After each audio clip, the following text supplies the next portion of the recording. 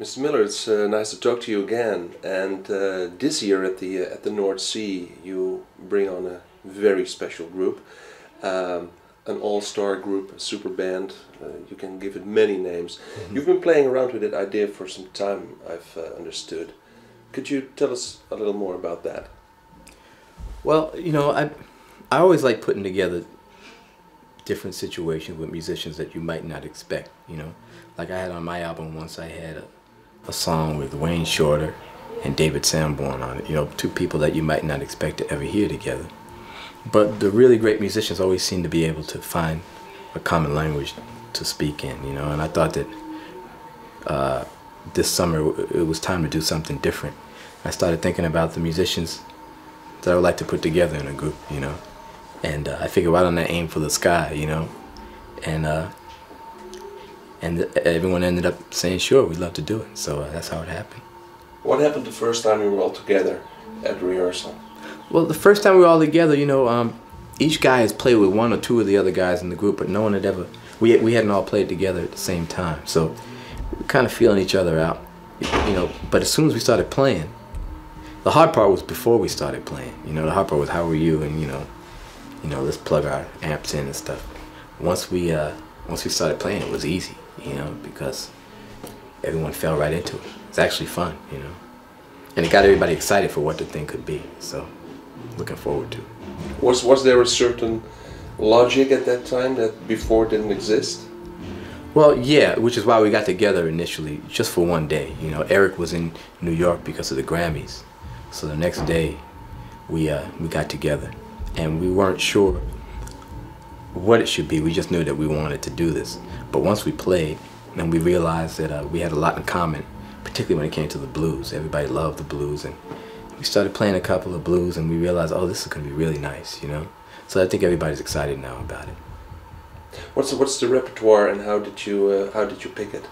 Well, we're still working out the repertoire. Everyone has a few songs that they like to do. Some of them are songs that they've written. Some are songs that they've always wanted to do. So everyone's bringing in their songs together, and we're gonna decide which ones to play as it gets closer to the concerts. As a composer, did you get the urge to write especially for this combination? Yeah, I've written a couple of things for the group, and I probably will write a couple more things and bring them in, and then see what suits the musicians the best. How would you describe the repertoire? As very blues oriented, because that's the common language of everybody, and just really funky and really soulful. It's a really cool band. When I first read the lineup, it's you get all these ideas musically and artistically, but then it took me back to your own versatility. Could you say that this group is like an expenditure of the versatility that is inside you as an artist? Well, I don't know. In terms of me being a producer, I think it's something that I've enjoyed doing a lot, which is putting different guys together and seeing what you get, So in a sense, but I don't want to take too much credit for it, because all I did was just ask everybody if they'd be interested, and now it's much more of a group thing where everybody's suggesting what we should do, It's like a group process. Yeah, definitely like a group process. No one really wants to be the leader, which is really interesting, because everybody asks me, aren't the egos going to get in the way? But it's really the opposite. Everybody wants to be in the shadows, and let somebody else take control, So it's really nice, it's really, these are really good musicians, and that they don't really need the spotlight, When the spotlight is on them, though, they definitely take care of business, So it's nice. Could you say there is a main link between these musicians? Yeah, the blues. I think the blues is the main link between the musicians. Eric started out, as a blues player. He was really into all the different styles of blues, particularly the guitar-based blues. And David Sanborn has played the blues. When he came up in St. Louis, he played in the Paul Butterfield Blues Band. He played in blues clubs when he was a kid. Joe Sample, grew up in Texas. He played the blues. He's still playing the blues. I mean, each guy has moved to other places, but there's always the blues at the base of what they do. And I've always loved the blues, you know, and my playing is very much based on that also. So and Steve Gadd, you know, he's played in all these groups too, you know. So it's really a common language, you know. So we're gonna start there and then build it and see where else we can end up. The natural way that you talk about this band almost brings now in my mind the question, what took you so long? Yeah, well, you know what, it seems natural when you finally come to it, but until then, you know, the main thing is that you don't think anyone will have the time to do it, you know. I assume that everyone's busy, you know. But we're in a time now where I think a lot of musicians are looking for opportunities to play. You know, 20 years ago, there was always jam sessions happening everywhere. You could always play with somebody. You go to the Village in New York, or you go to a club in San Francisco, or anywhere, you know, and you can end up playing. But there's not as many situations like that now, you know. A lot of the musicians are cooped up in their own little studios, in their own rooms, you know, making music by themselves. So it's not the same deal, and I think people are beginning to appreciate the opportunity to play, you know, just to kind of know big production, just get out there and see what we come up with, you know. And I think that's why everybody decided to do it. Everybody was into doing it because there's not as much opportunity out there anymore. So this is really a live band?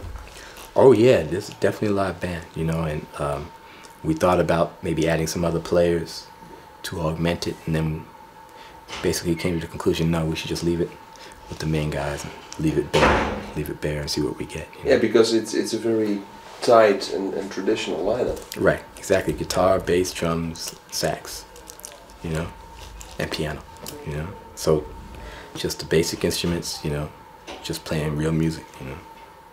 The band is called Legends. Last time we spoke, we talked about your Tales album, and you explained about the blues and the people that you listened to and admired. Now you put together some legends of your own. There's a couple of legends on stage. Yeah, well, you know, it's nice. You know, I think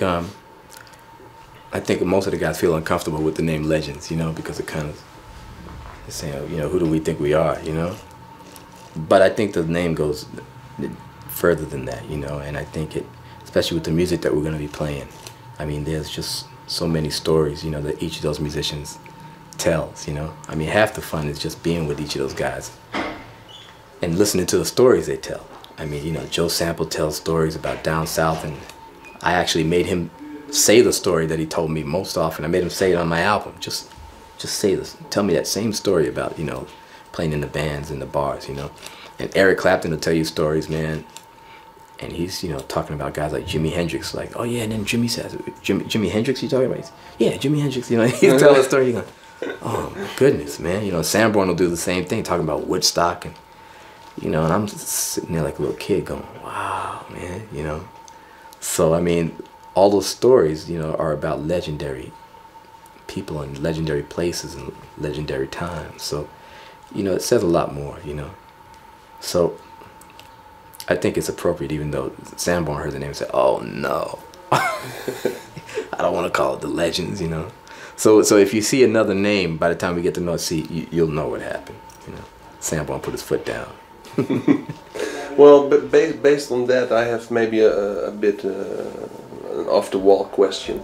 I mean, when I looked at the program of the North Sea and I saw this was the opening act for the festival, I thought, well, everybody who will get the program will say, no matter what concerts I'm going to see, there's so much to choose from, but this one will be on my list. This one is the one I have to see. But if we turn it around, let's say you found these wonderful musicians, you've talked about the musicianship involved, and you put these people together in your hometown, and this is your first band, and you call up your local club owner and he says, why should I book you? What would you tell him? I'd say, man, this is a really good band. You know, the guitar player and saxophone player, they're these white guys who play like the most soulful music you ever heard. And they get a little loud, but you'll like it, you know? And I just tell them that the piano players, man, is from Texas, man. It's just soul everywhere. Everywhere you turn in the band, there's soul, you know? And I predict that these guys are going to go on to be the most famous musicians in the world, you know? So you should try to get them now while they're still cheap. Get them before the North Sea. Yeah, get them before North Sea, right? Okay. Will this band go into the studio, or will you put out a live CD eventually? You know, with this band, every decision you make, you know, you got to go through managers, and you got to go through schedules, you got to go through a whole lot of stuff. Yeah. So I would love for there to be some kind of record of it, you know. But you got to take each step at a time. So I'm hoping that we can. It's a pretty interesting project for a lawyer, probably. Yeah, exactly. Exactly. But you hope this band will stick, or that you will reunite every once in a while, that it'll be an ongoing project? I never even thought about it. You know, all I thought about was maybe for a few weeks this summer, get together, knowing that everyone has things to do and they have their own careers. It'd be nice if it just works well for these 2 weeks, and then I'll let the future, whatever happens in the future, happen. You know. But obviously, it's a chemistry process that has a lot in it. Yes, exactly. We have to see how everybody gets together, gets along on the bus, you know, between the festivals and stuff. You don't know what's going to happen, you know. Okay, thank you.